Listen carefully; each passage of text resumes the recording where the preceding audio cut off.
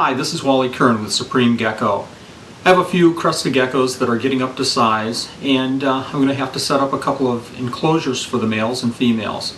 So today we're going to go over how to set up a plastic enclosure for your crested geckos to breed them.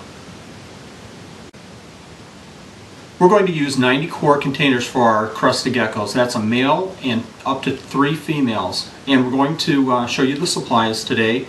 The screen, a hot glue gun and hot glue sticks. This is optional, a jigsaw or a soldering iron, and all the supplies, the plastic plants and cork bark. You can cut your holes in the enclosure 2 different ways. We prefer to use a soldering iron, or you can use a jigsaw. It's a little bit quicker, but you run the risk of cracking your enclosure.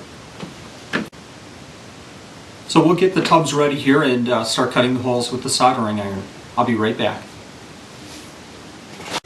Go ahead and find an object that you'll use to make the circles on your enclosure the size that you need for holes for ventilation. You like a small masking tape roll. I'm going to place it on the enclosure and just draw a circle around so that we can cut that hole out.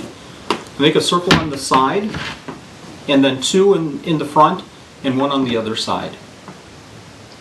We've made all 4 circles. Now we're ready to go ahead and cut the holes out. And again, we prefer the soldering iron. It's a little bit slower than the jigsaw, but it's a lot safer. So go ahead and start your hole, and then slowly work your way around the hole. Make sure that you have plenty of ventilation in your room, and eventually you'll make your way around the hole and be ready to put the screen on. Okay, our hole's almost cut. I'm going to go ahead and finish it off here. And again, be conscious of safety first. Make sure that you always push away from yourself, so that just in case you slip, you don't burn yourself with the soldering gun. Okay, we've got our first hole. I'm going to go ahead and knock that piece of plastic out, and we'll use a razor blade to trim the edges of this hole as well. Okay, we're just finishing up trimming the holes with our razor blade. And again, safety first here. You don't want to cut toward yourself. Make sure that you cut away. We have a nice edge here, nice smooth edge that we can put the screen on with the hot glue gun. The next step is to cut out your screen to the size of hole that you need. So we're going to go ahead and measure this screen up to the hole size, cut out a square a little bit bigger than the hole, and get it ready for this hot glue gun.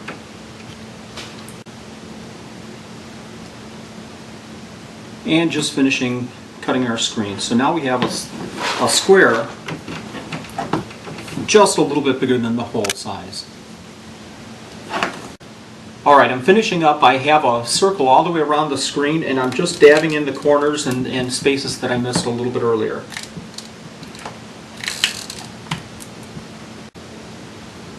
We finished hot gluing the screen onto the hole, and as you can see, it's pretty firm on there. And now we're all set to put in the decorations.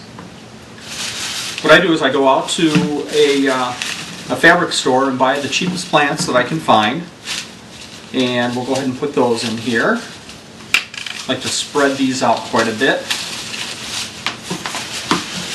Any kind of plants will do. We like to load up the enclosure with our plastic plants. And I love using cork bark. It's so light, and we'll go ahead and put a piece of that in. And as you can see, this is a hollow piece. Crested geckos just love to crawl on top of it and in between it. Spread out my plastic plants on top, give them some climbing area. And finally, make sure you have a hide. We use sphagnum moss. You can use vermiculite or peat. Anything to give some moisture to the crested geckos. You can see we have a hole in the top of the hide, and adding the hide, we're all set. Put a top on and include the crested geckos, and now you have a nice plastic enclosure for your crested geckos. Thanks for viewing, and again, this is Wally Kern with Supreme Gecko.